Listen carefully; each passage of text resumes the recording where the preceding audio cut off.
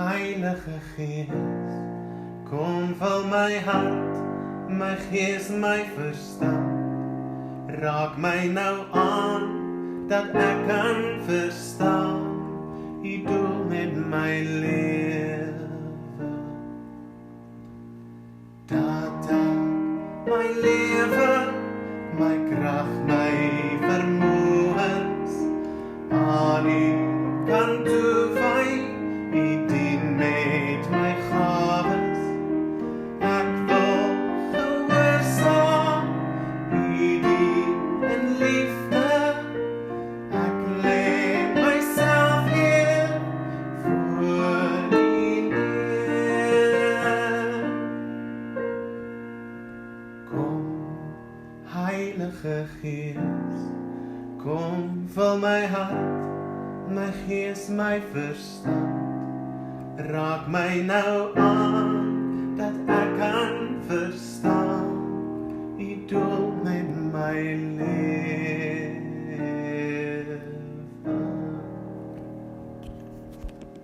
Goeienaand, liewe broer en suster, is weer baie lekker om vanaand by jou te wees, daar in jou huis. En ek hoop jy het dit reg gekry om daarom nie alleen te sit as dit moontlik is nie. Ons gaan aan met ons reeks vanaand en ons gaan aan om te praat oor mense van die koninkryk. En ek het juist daardie tema gekies, omdat ons baie keer dink die koninkryk bestaan net uit uitsonderlike mense. Die Petrusse en Jakobusse en Johannesse en mense wat uitstaande goed gedoen het, soos Paulus. En dan vergeet ons dat die koninkryk gekom het na die skare toe. Na mense wat God nodig het. Mense soos ons, wat nie noodwendig op groot goed kan staatmaak nie. En sommige van ons het niks om te verloor nie. En sommige van ons het dalk te veel om te verloor. Ons is deel van die koninkryk, al is ons soms hartseer omdat ons nie ons roeping vervul nie. Dit sny ons nie af van die liefdevolle oë waarmee God na ons kyk nie. En vanaand gaan ons dan verder met ons reeks, ons gaan lees uit Markus 12 vers 41 tot by 13 vers 2.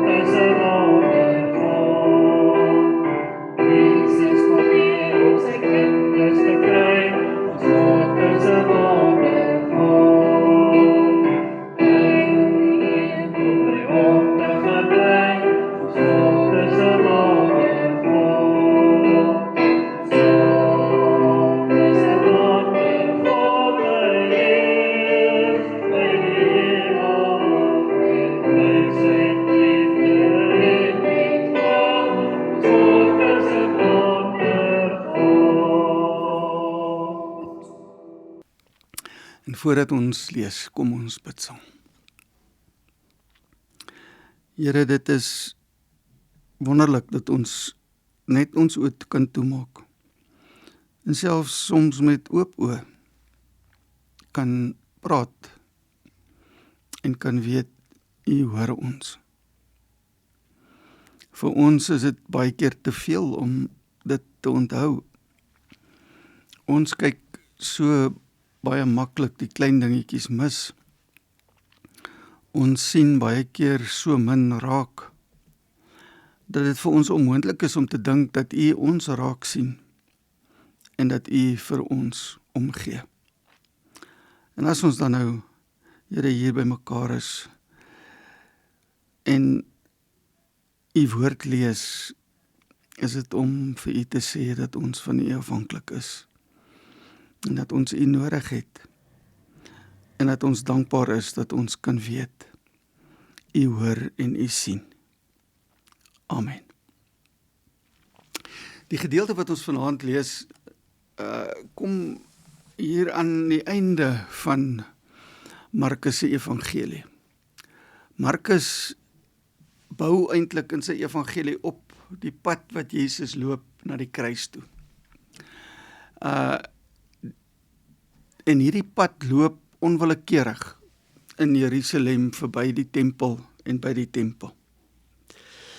En terwyl Jesus dan daar by die tempel sit en kyk wat daar aangaan, gebeur hierdie dinge. En kom ons lees dan Markus 12 van vers 41 af.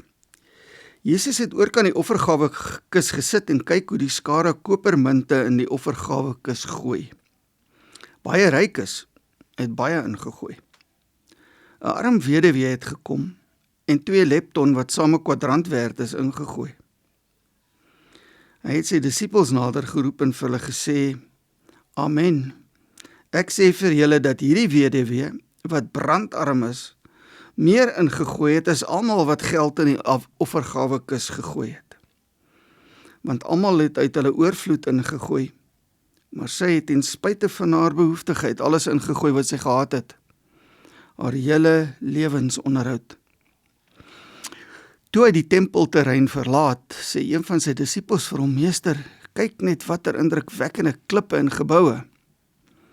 Jesus sê toe vir hom, sien jy hierdie groot geboue? Hier sal beslis nie een klip op 'n ander gelaat word nie.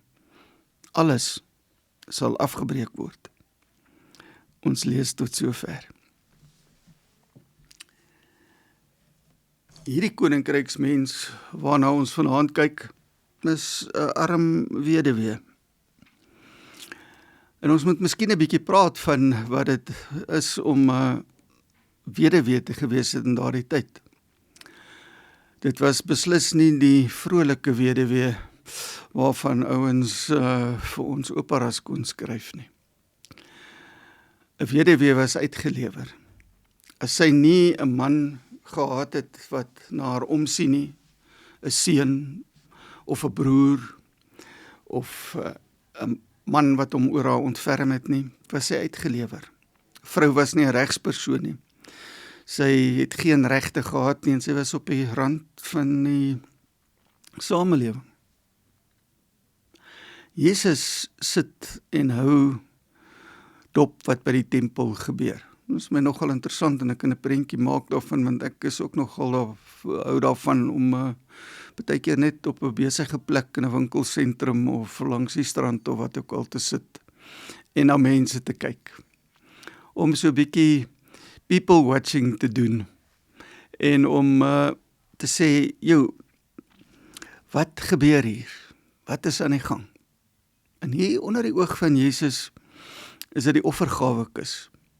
En nou lyk dit vir my dat die offergawekis so gewerk het dat 'n mens kon sien wat ouens ingooi. Dit is nie soos die geheime kollektebordjies wat omgaan wat jy jou hand diep in die emmertjie of in die sakkie kan steek nie. Dit is so oop bord. En ons sien wat gebeur. Die skare waarvan Markus baie maak in sy evangelie is ook hier. En die skare gee. En onder die skare is daar ook rykes wat gee. En dan sien Jesus iemand raak. hierdie arm weduwee. En sy gooi alles wat sy het in, omtrent die geld wat 'n mens in 'n dag verdien. 'n Dag se salaris gooi sy in. En 'n mens kan daarna kyk en sê, ja, kyk hoe min, want dit is hoe mense kyk, hoeveel en hoe min. Maar Jesus kyk dieper. En as hy hierdie vrou raak sien, dan sien hy iemand wat 'n uitsonderlike ding doen. Want hierdie alles wat sy het, wat sy ingooi, sê iets van haar vertroue. Sy is iemand wat niks het nie. En omdat sy niks het nie, het sy geleer om 'n oorvloed te hê in dit wat beskikbaar is. En dit wat beskikbaar was vertroue. Om alles so in te gooi, was eintlik amper dieselfde as wat goeie Jode moes doen op die Sabbat. Die rusdag was eintlik 'n uitspraak van vertroue. Om te sê, hierdie dag werk ek nie, samel ek nie in nie, want ek vertrou. Ek vertrou op God wat my versorg. Maar dan is dit ironies oor wat hier gebeur. Want dit is by die tempel. En die tempel was eintlik die instrument wat God wou gebruik, sodat juis mense soos hierdie arm weduwee versorg kan word. Sodat mense wat geen ander plek het om heen te gaan nie, by die tempel kon weet, hier kan ek staat maak. 1 op God se teenwoordigheid, en 2 op God se mense, om my raak te sien. Wat ironies is dat die tempel dit wat sy gegee het, gevat het. Dat sy wat eintlik moes op die plek wees wat sy ontvang, sy op die plek was waar sy gegee het. En dit is dalk die seën van om niks te hê nie. Want as jy niks het nie, weet jy baie goed waar alles vandaan kom. Die mense waarvan Jesus hier praat, wat uit hulle oorvloed uitgee, is maar baie soos ons dit doen. Ons gee uit wat oorbly. Na al die belangrike goed gedoen is. En hierdie vrou kom, en omdat sy niks het nie, kan sy alles gee. So 'n bietjie in kontras met die ryk man wat hartseer weggegaan het. Maar hierdie is in die eerste plek nie 'n preek oor geldinsameling nie. Dis nie 'n preek wat die dominee net voor die kermis preek nie. Om te sê, gee nou nog en gee meer nie. Dit gaan eintlik baie dieper as dit. Dit gaan oor vertrou. Ons weet dat Jesus baie krities was op die tempel en wat by die tempel gebeur het. En ons kon hom dalk onder 'n groot groep mense skaar van daardie tyd, mense wat kan beskryf word as anti-tempeljode. En dit sien ons as Jesus 'n uitspraak maak oor die tempelterrein. Dit was 'n indrukwekkende gebou. 'n Gebou wat opgerig is ter ere van God, sou mense sê, maar miskien baie meer ter ere van koning Herodes, wat dit gefinansier het. Het was blykbaar 'n gebou wat as jy van ver af aankom, kon jy sien hoe die marmer in die son blink, van ver af. 'n Imposante gebou. 'n Gebou wat mense beïndruk het, soos hierdie disipel wat sê, kyk net, hoe lyk dit? Kyk hierdie geweldige klippe. Kyk net na hierdie gebou. Imposant, is dit nie wonderlik nie? en dan voor die tempel vernietig word in 70 deur die Romeine, sê Jesus van hierdie tempel sal niks oorbly nie. In God se koninkryk leef ons met kontraste. In God se koninkryk kan ons maklik vasgevang word in die goed van die koninkryke van hierdie wêreld. Die koninkryke van hierdie wêreld is gebou om mense te beïndruk. Is gebou om mense te laat goed voel. Dit kan selfs mense in die haglikste omstandighede wonderlik laat voel. Ek was een keer, het ek die voorreg gehad om in Moskou en in Sint-Petersburg in die ondergrondse trein se stasies te loop wat in die kommunistiese tyd gebou is. En is asemrowend. Kristalglas kandelare hang. Die ongelooflikste fresko's teen die mure en die pragtigste standbeelde. Dit is asemrowend. En in die kommunistiese staat het hulle gesê, dit is om die gewone plek 'n paleis vir die mense te maak. En die mense is baie trots daarop, hulle is nou nog trouwens baie trots daarop. En dit is nogal ironies, dat hierdie mense in al hierdie groot geboue en in die metro elke dag moes rondslof om te sukkel om in 'n tou te gaan staan vir kos. Om 'n werk te doen wat sieldodend is, om deel te wees van 'n groot skare van mense wat maar eintlik na die groot gebou kan kyk, maar wat se lewe hulle ver en diep onderdruk. God se koninkryk, wil Jesus vir hierdie disippels sê, is nie 'n koninkryk van groot geboue en van blink nie. God se koninkryk se mense is mense wat soos hierdie vrou weet wat belangrik is. Weet wat regtig saak maak. En daarom nie vasklou aan die bietjie wat sy het nie. Moet sy verder kon sien. Meer is die gebou, wat dalk meer is 3/4 van die geldjies wat sy ingegooi het, saam met die anders en opgevreet het om die plek in stand te hou. Sien sy vir God. Sien sy vir God wat die een is, wat teenwoordig is, en wat sorg, en wat altyd meer is, as die bietjie wat ek het, al is dit in my oë ook hoe baie.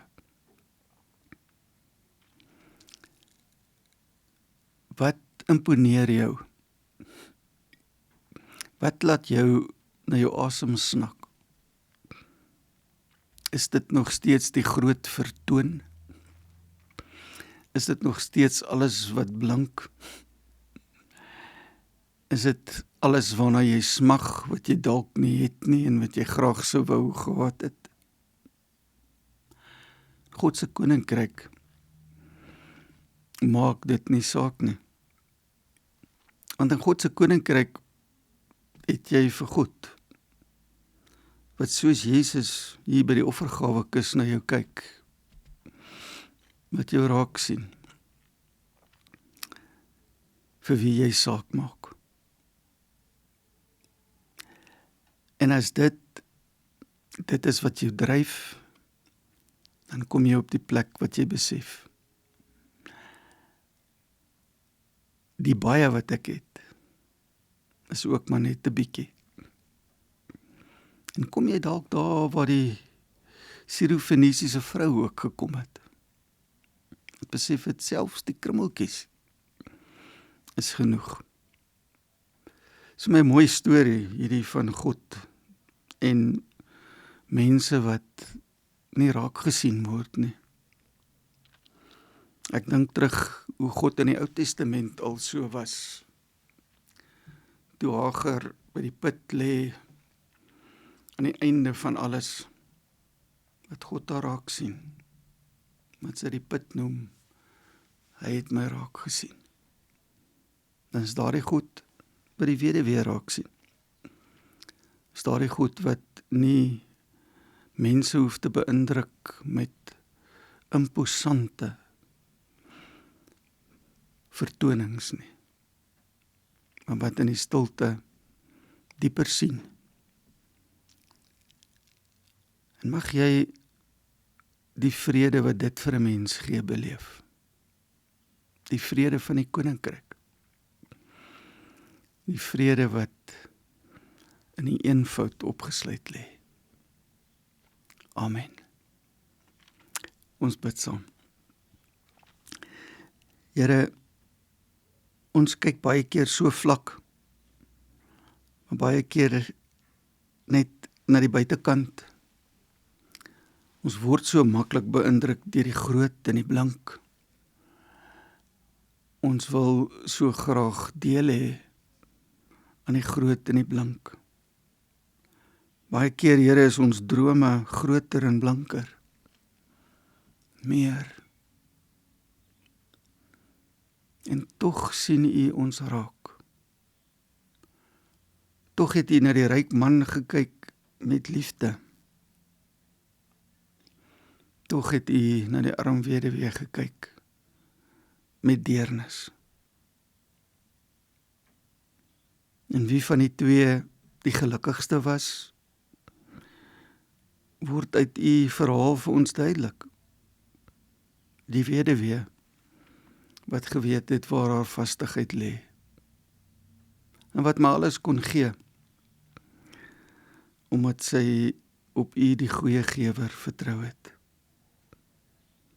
Help ons, Here, om reg te kyk, om verby die imposante en die blank en dit wat die wêreld beïndruk te kyk.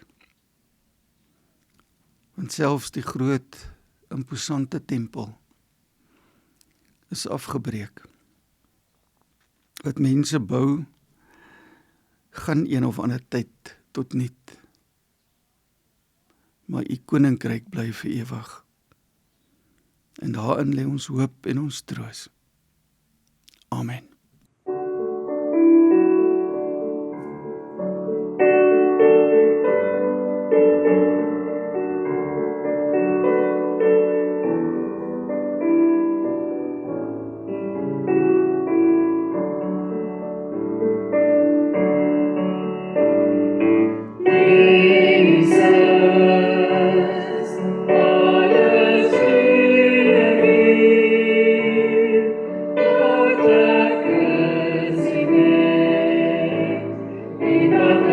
It's